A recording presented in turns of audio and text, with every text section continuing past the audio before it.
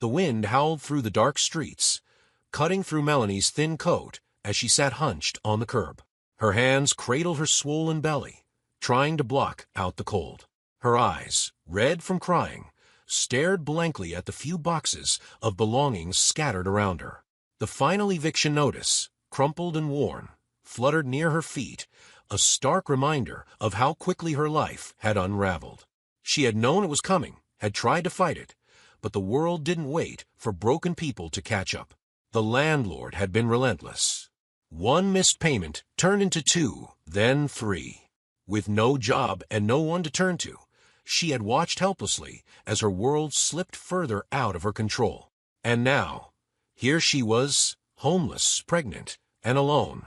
Melanie pulled her coat tighter around her, feeling the icy chill sink deeper into her bones. The city moved on without her, indifferent to her pain. Cars rushed by, headlights casting fleeting glances at the huddled figure on the sidewalk, but no one stopped. No one cared. She whispered softly to the baby growing inside her, "I'm sorry. I don't know what I'm going to do."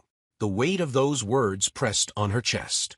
She had no answers, no plan, just fear. Fear that she was failing her child before it had even taken its first breath. A sudden sound of tires crunching over gravel snapped her out of her thoughts. A sleek black car had pulled up just a few feet away. Melanie tensed, her heart racing with uncertainty.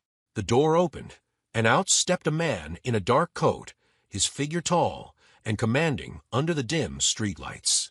He moved toward her, his pace slow but deliberate, his expression unreadable. "Are you all right?" The question startled her.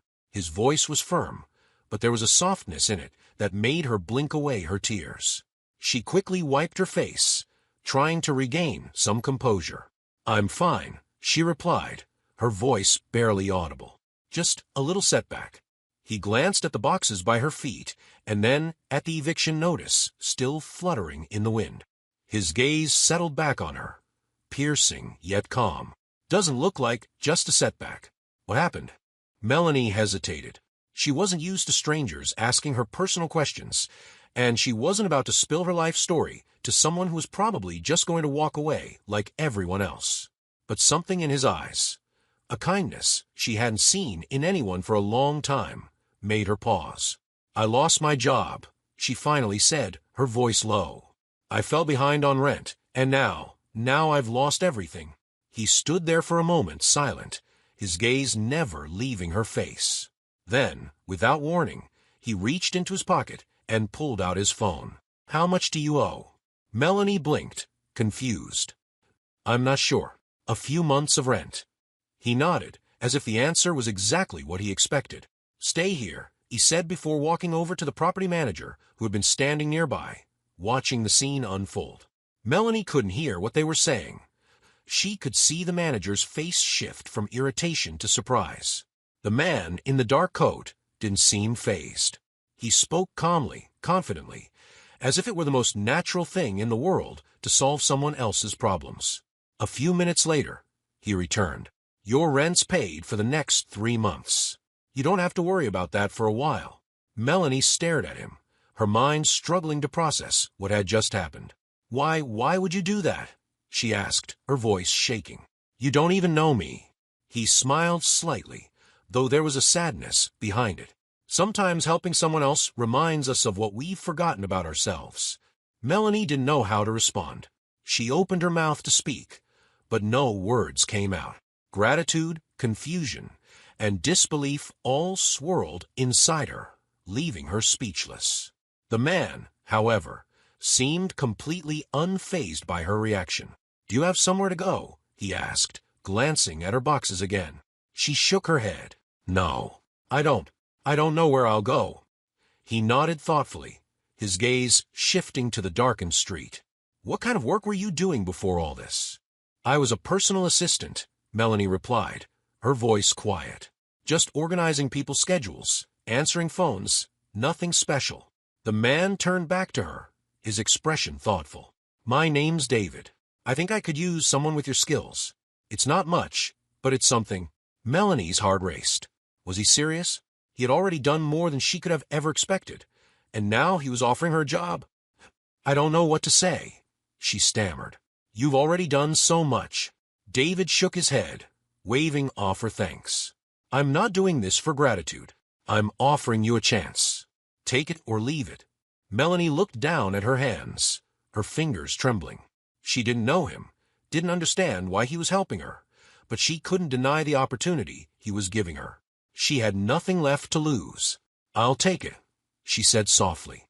"Good," David replied, his voice steady. "We'll start with part-time. You can work remotely for now. I'll send over the details tomorrow." Melanie nodded, feeling a strange mixture of relief and uncertainty wash over her. She didn't know where this would lead, but for the first time in months, she felt like she had a sliver of hope. David turned to leave, but before he did, he looked at her one last time. "Take care of yourself," he said, his tone softer now. "And take care of your baby." As his car disappeared into the night, Melanie sat there, staring after him, her mind spinning.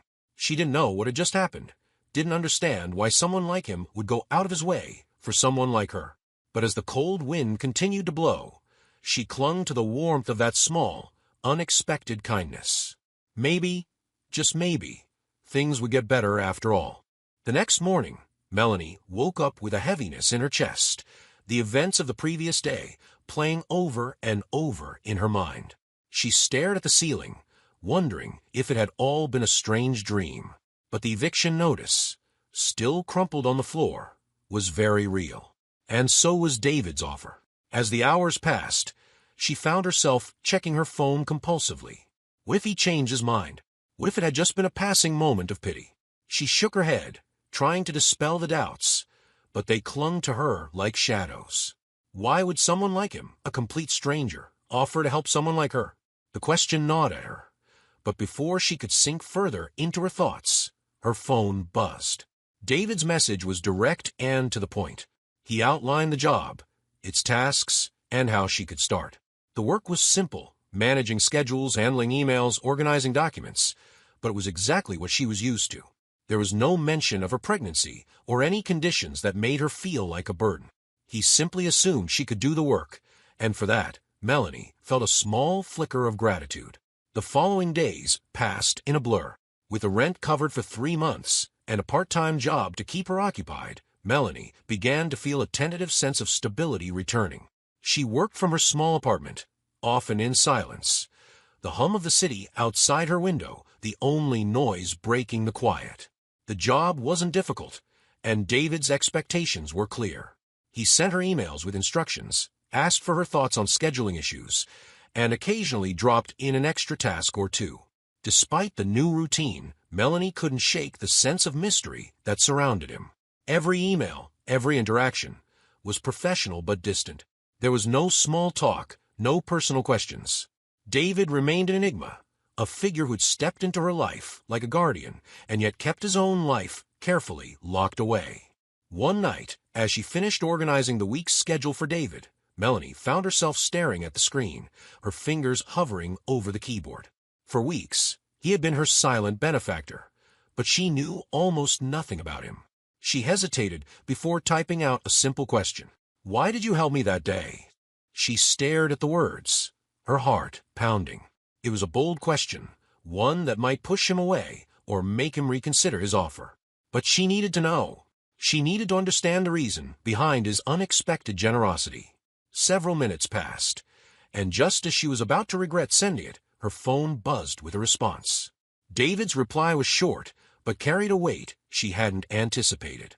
"You reminded me of someone." Melanie's chest tightened as she read the message. Who had she reminded him of? Was it someone from his past? A family member? An old friend? She typed another message, her fingers trembling. Someone important. This time, the response didn't come immediately. She waited, each minute stretching into what felt like an hour. Then, finally, her phone buzzed again. My wife. She passed away a few years ago. She was pregnant. The words hit Melanie like a tidal wave, sudden and overwhelming. Her breath caught in her throat as she reread the message, her mind struggling to comprehend the grief behind those words. She hadn't expected this. She hadn't expected the kindness of a stranger to be tied to such a deep and personal loss. "I'm so sorry," she typed quickly, feeling an overwhelming sense of guilt for prying. David's response was slow, deliberate. "It's okay. It was a long time ago." But even through the text, Melanie could sense that it wasn't okay.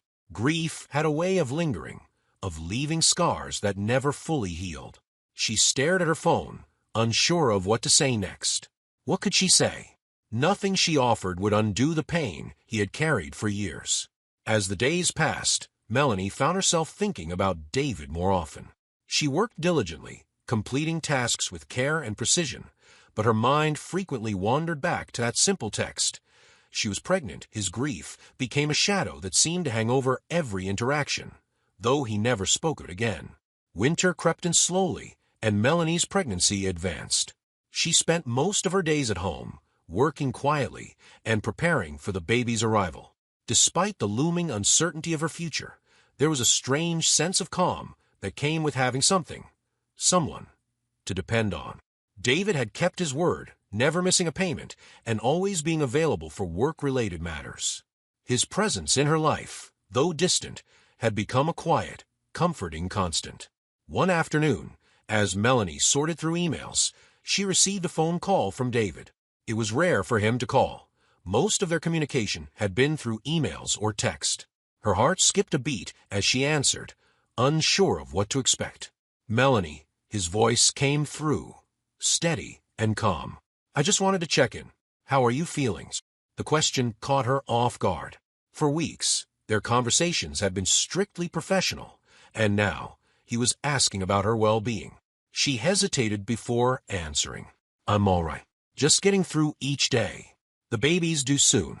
There was a pause on the other end, and Melanie wondered if she had said too much. But then David spoke again, his tone softer. "That's good. You're doing great." It was a simple statement, but the sincerity in his voice made her feel a warmth she hadn't felt in months. There was a pause, and then he added, "If there's anything you need, just let me know." Melanie didn't know how to respond. It wasn't just about the job anymore. David was offering more than financial help. He was offering support, and maybe in his own way, trying to be there for her in a way he couldn't be for his wife and unborn child. "Thank you," she whispered, her voice thick with emotion. "I mean it. For everything." Another pause. Then David's voice came through, a little quieter this time. "Sometimes helping someone else helps us too." As the call ended, Melanie sat back, letting the words sink in. She had thought David was saving her, pulling her back from the brink of disaster. But maybe, just maybe, they were saving each other. The days continued to pass, the weight of her pregnancy growing heavier with each one. But as Melanie counted down the weeks until her due date, she no longer felt as alone. David's presence, though distant, had woven itself into her life in a way that brought her comfort. It was an unexpected connection, one born from tragedy but sustained by a shared understanding of loss.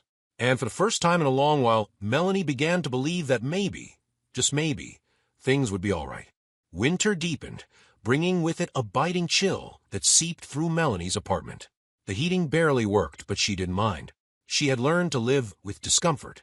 Her body, swollen with pregnancy, made each movement a careful effort, but the work David had given her kept her focused. It was the routine she craved, something steady and predictable amidst the chaos of her life. She organized his meetings, scheduled his calls, and occasionally sent emails on his behalf. It wasn't much, but it was something, and for that she was grateful. David, as always, remained professional and distant, though his occasional check-ins had become a quiet part of their dynamic. His messages were brief but thoughtful, asking about her health or if she needed anything. There were no unnecessary words, no emotional overtones, just simple questions that made her feel, in some small way, cared for. But despite the growing connection between them, David's past lingered in the shadows of their conversations. He never spoke of his wife again, never mentioned the loss that had shaped him. Melanie, respecting his silence, didn't ask. She knew what it was like to hold pain close, to keep it hidden. After all, she had her own share of it, though she rarely let it show. One evening, while Melanie was finalizing a report for David, she received a message from him, asking if she was available for a quick call. She responded with a yes, and moments later, her phone rang. His voice was calm, as usual, but there was something different in his tone, something heavier. "I wanted to talk to you about something," he began, the words measured. "It's been on my mind for a while, and I think I owe you an explanation." Melanie's heart raced.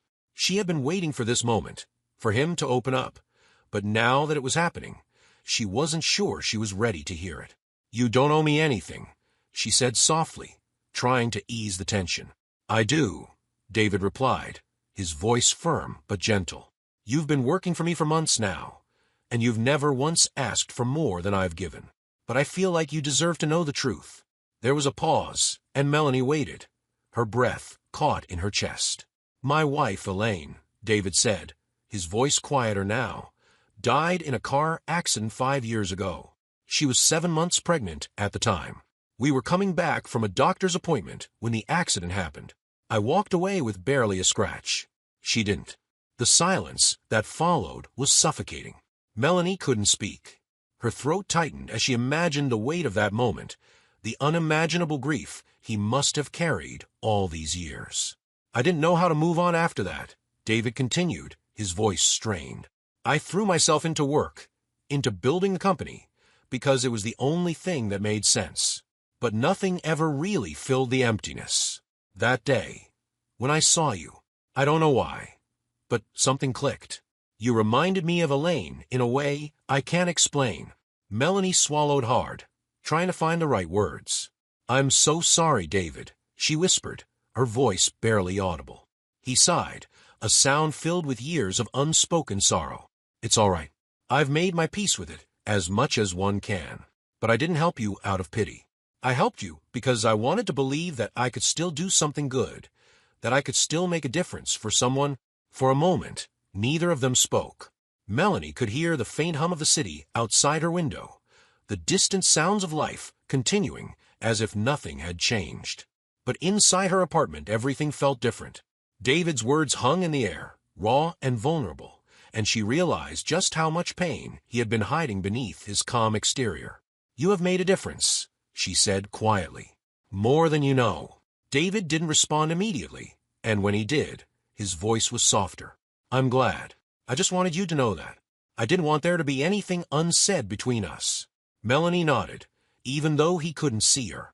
"Thank you for telling me." The conversation shifted back to work after that, with David instructing her on the next steps for an upcoming project. But the tone between them had changed. The formality that had once defined their relationship was beginning to fade, replaced by something deeper, something built on trust and shared understanding. As the weeks passed, their communication became more frequent, though always centered around work. Still, there was an unspoken bond that had formed between them, a quiet connection that lingered beneath the surface of every interaction. Melanie found herself thinking about David more often, wondering how someone could carry so much grief and still function with such precision and control. She admired his strength, but she also sensed the fragility beneath it. The days grew shorter, and as Melanie neared her due date, she felt the weight of impending motherhood settle over her. There was so much she didn't know, so much she wasn't prepared for. But despite the fear, there was a strange sense of calm that accompanied the uncertainty.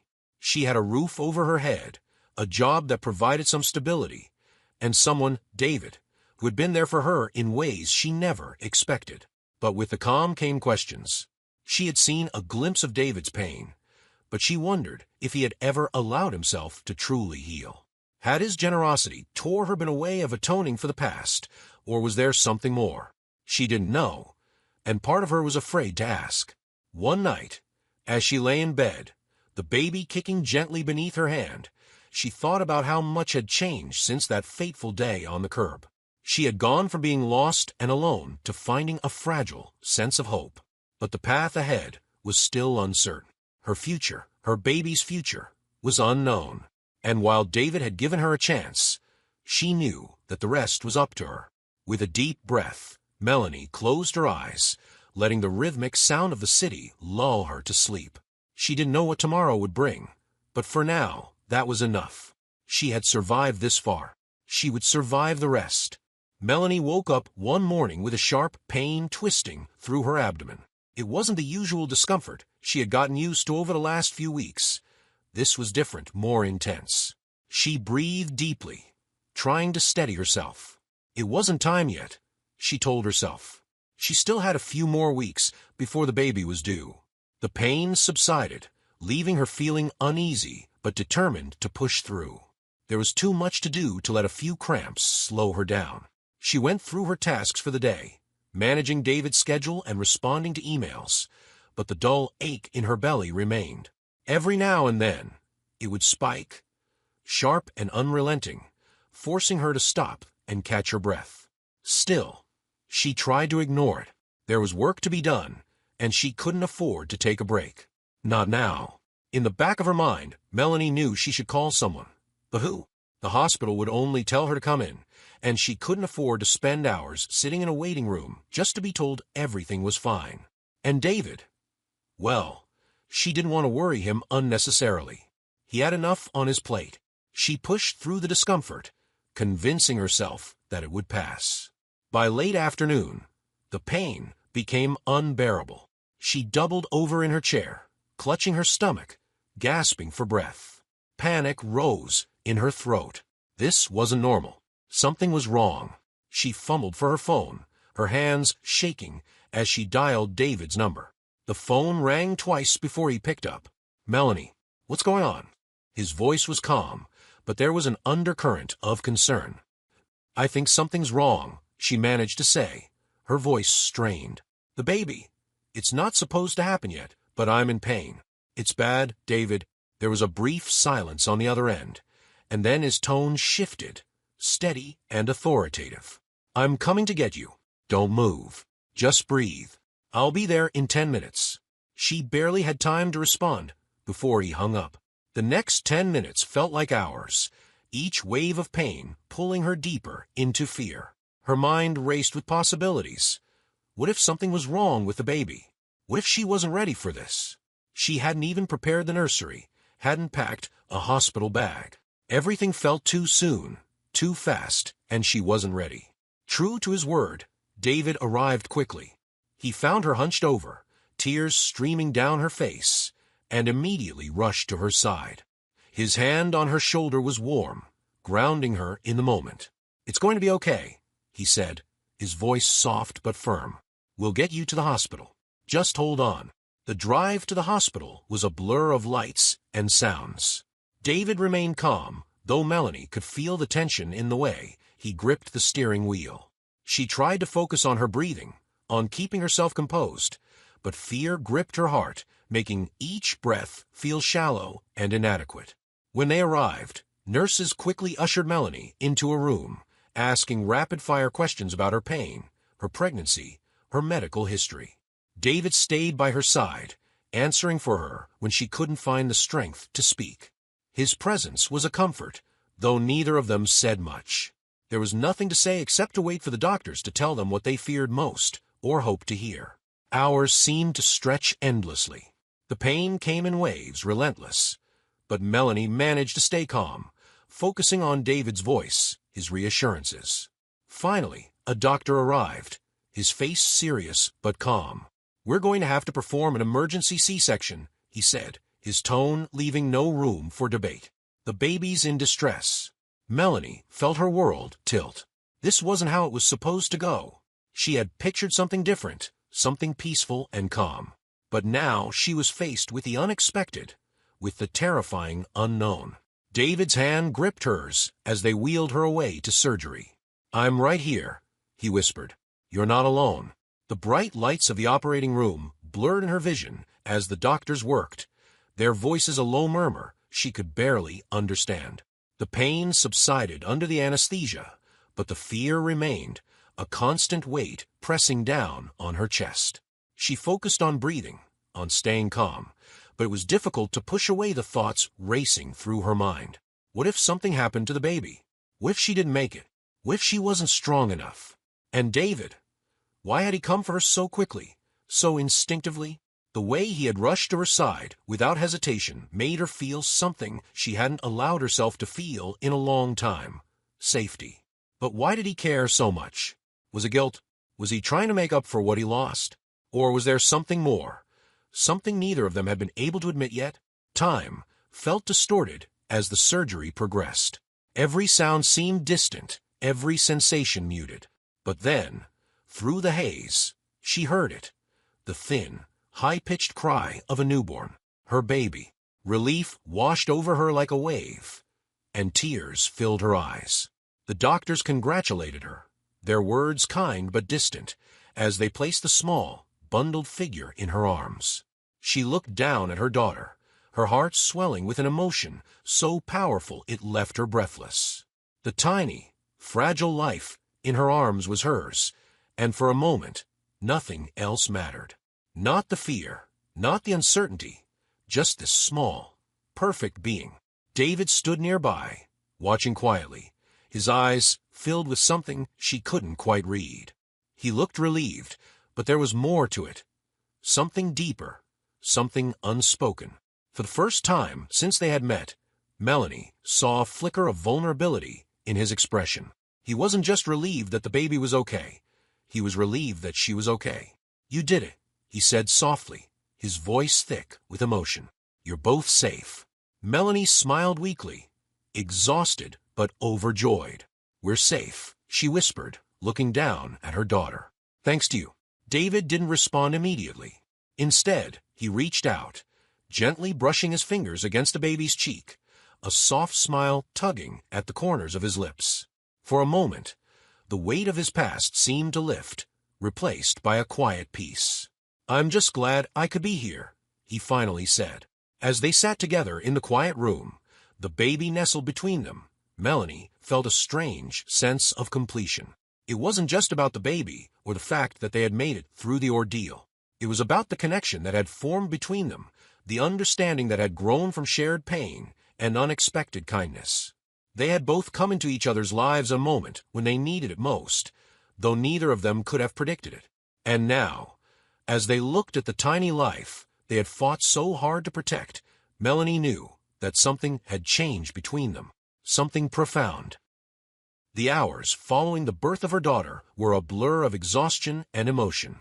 Melanie could barely keep her eyes open, but every time she looked down at the small bundle in her arms, the world around her disappeared. Her baby was safe, and that was all that mattered. She whispered to her daughter, her voice trembling with joy and disbelief. Everything she had feared, all the uncertainty she had carried, seemed to dissolve in the face of this new, fragile life. David stayed by her side, his presence a quiet but constant comfort. He hadn't said much after the surgery, but the look in his eyes spoke volumes. It was as if he, too, had been holding his breath, waiting for something, some unknown force, to take this moment away from them. But nothing did. They were both there, both watching over this tiny girl who had brought them together in ways neither could have expected. Melanie slept in short bursts, waking periodically to check on the baby, to hold her closer, to reassure herself that everything was real. Each time she opened her eyes, David was there, sitting quietly in the corner of the room, his gaze focused on the baby. He rarely looked away, and Melanie wondered what was going through his mind. She hadn't asked him to stay, but she was grateful he had. Somehow, his presence made everything feel more secure, as if nothing could go wrong as long as he was there. By the next morning, Melanie was sitting up in bed, cradling her daughter, her exhaustion slowly giving way to the realization of what came next. She was a mother now, responsible for a life that was entirely dependent on her. The weight of that responsibility pressed down on her, but there was also a strange sense of calm that came with it. This was her child, and no matter what happened, she would figure out. She had to. David stood up and approached the bed, looking down at the baby with a soft expression. "Have you thought about a name yet?" he asked, his voice quiet, almost reverent. Melanie hadn't. The months leading up to the birth had been such a whirlwind of stress and uncertainty that she hadn't allowed herself to think too far ahead. But now, holding her daughter in her arms, A name came to her with surprising ease. Grace, she said softly, stroking the baby's tiny hand. Her name is Grace. David smiled, nodding as if the name made perfect sense. It suits her, he said, his voice filled with a kind of warmth Melanie hadn't heard from him before. They fell into a comfortable silence, the kind that only comes when words aren't needed. But as the quiet stretched on, Melanie found herself thinking about the road that had led them here. The connection between them had grown stronger with each passing day, yet there were still so many things left unsaid. David had opened up about his past, but there was more beneath the surface. Things he hadn't fully revealed, and things Melanie wasn't sure she wanted to know. Finally, she looked up at him, her curiosity getting the better of her. "Why did you stay, David?" she asked, her voice gentle but insistent. "Why are you still here?" David met her gaze, his eyes shadowed with something she couldn't quite read. He hesitated, as if searching for the right words.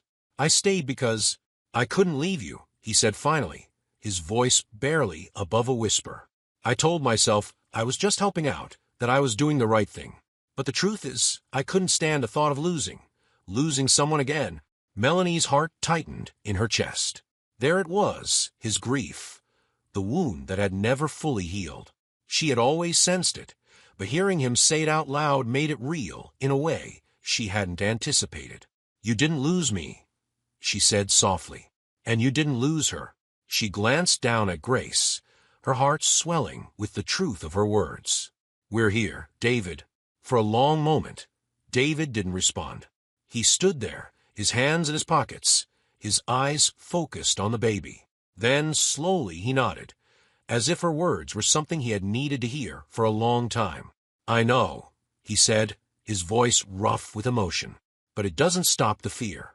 I've spent so many years building walls, keeping people at a distance, because it was easier than letting anyone in. And now—" He trailed off, his gaze falling to the floor. Melanie didn't push him to continue. She knew what it was like to carry pain, to hide it behind walls so high that no one could see over them. But those walls had a way of trapping people inside, of isolating them from the very things they needed most. "You don't have to do it alone anymore," she said quietly. "Neither of us do." David looked up at her then, his eyes meeting hers with a vulnerability she hadn't seen before. For a moment, neither of them spoke. The weight of everything, their shared grief, their unexpected connection, the fragile hope that had begun to grow between them, hung in the air like a fragile thread. Finally, David let out a slow breath, the tension in his shoulders easing just a little. "I don't know how to do this," he admitted. "I don't know how to be this person you need me to be." Melanie smiled softly, shaking her head. "I don't need you to be anything other than who you are. You've already done more for me than I could have ever asked for." David seemed to consider her words, his expression thoughtful. Then he reached out, gently brushing his fingers against Grace's hand. "She's beautiful," he whispered. "You're going to be an incredible mother." Tears pricked at the corners of Melanie's eyes, and she blinked them away, overwhelmed by the emotion of the moment. "Thank you," she said, her voice trembling. "For everything." David's smile was small, almost imperceptible, but it was real. "No need to thank me," he said softly. "We're in this together now." And in that moment, Melanie realized that he was right. Whatever the future held, whether it was filled with challenges or moments of joy, they weren't facing it alone. They had each other, and they had Grace. That was enough. As the hours passed, the room filled with the quiet sounds of Grace's breathing, the soft murmur of their conversation, and the unspoken promise of something new.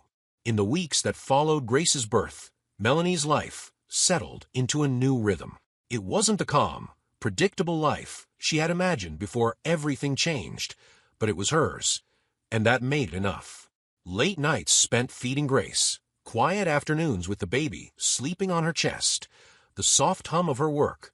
These moments became her new normal. Exhaustion came in waves, but each time Melanie looked down at her daughter's peaceful face, the weight of it lifted just enough to keep going. David was still there, always a presence in the background, steady and reliable. He visited regularly, helping when he could, whether it was picking up groceries, rocking Grace to sleep, or simply sitting with Melanie in the quiet hours when words seemed unnecessary. They had slipped into an easy routine, though the boundaries between them remained unspoken, undefined. He wasn't just the man who had helped her anymore. He was something more, though neither of them had tried to name what it was. One evening, as the sun dipped low on the horizon, David arrived with takeout, a quiet smile on his face. Melanie welcomed him in, feeling the now familiar flutter in her chest that accompanied his visits. He made things easier, lighter, even when the weight of her new responsibilities threatened to overwhelm her. They sat together on the couch, Grace cradled between them, dozing peacefully. Melanie felt a warmth in her chest that had nothing to do with the food or the fading light of day. It was something deeper, a feeling she hadn't allowed herself to fully acknowledge until now. She glanced at David, watching as he gently stroked Grace's tiny hand, his expression soft, thoughtful.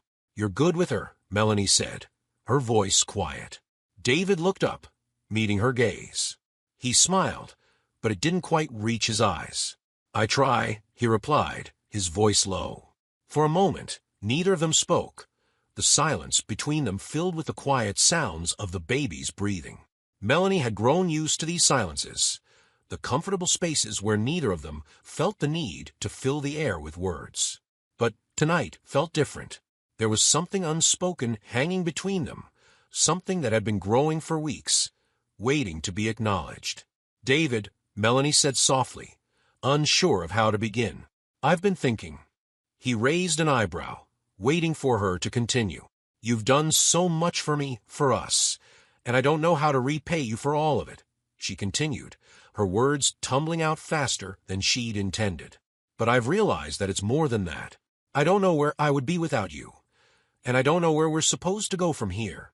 David didn't respond immediately, his gaze flickering from Melanie to Grace, and then back again. She could see the hesitation in his eyes, the uncertainty that mirrored her own. For so long, they had moved forward without defining what they meant to each other, both too afraid to ask, to push beyond the safety of their shared circumstances. But now, with Grace here, with the future staring them in the face, they couldn't avoid the question any longer. "I don't need you to repay me," David said finally, his voice quiet but firm. "I didn't help you because I expected anything in return." "I know," Melanie replied quickly. "I know that, but it's more than just the help. You've become important to me, and I think maybe we need to figure out what this is, what we are." The words hung in the air between them, heavy with possibility. Melanie held her breath, waiting for his response, unsure of what he would say, unsure of what she even wanted him to say. David exhaled slowly, his shoulders relaxing just a little as he met her gaze. "I've been thinking about that too," he admitted, his voice steady.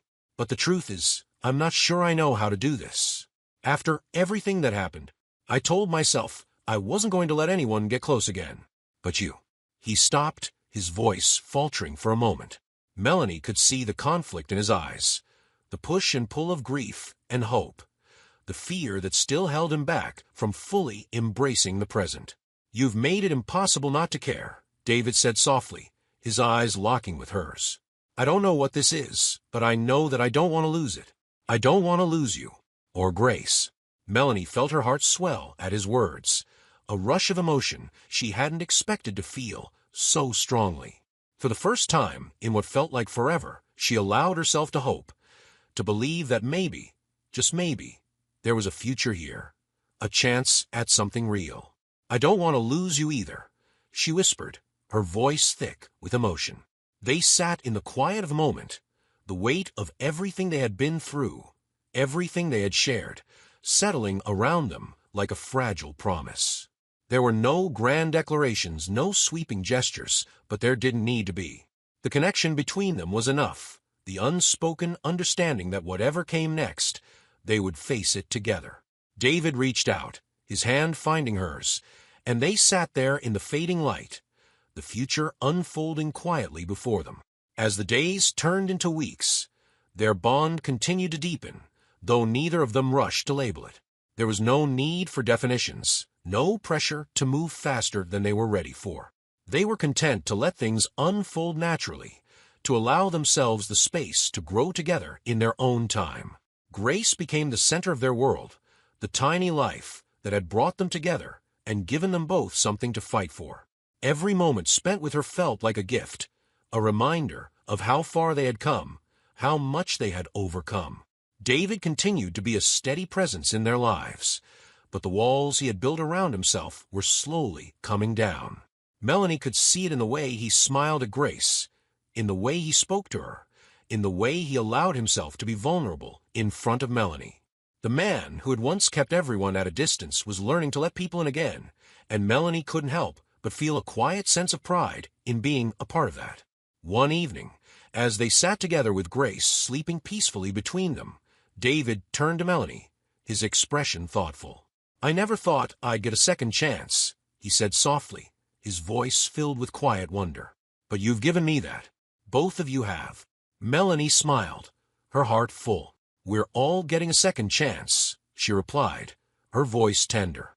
"And I think we're going to be just fine." And in that moment, with Grace nestled between them and the weight of the past slowly lifting, Melanie knew that whatever the future held, they would face it together. They had found their way through the darkness, and now they were stepping into the light together.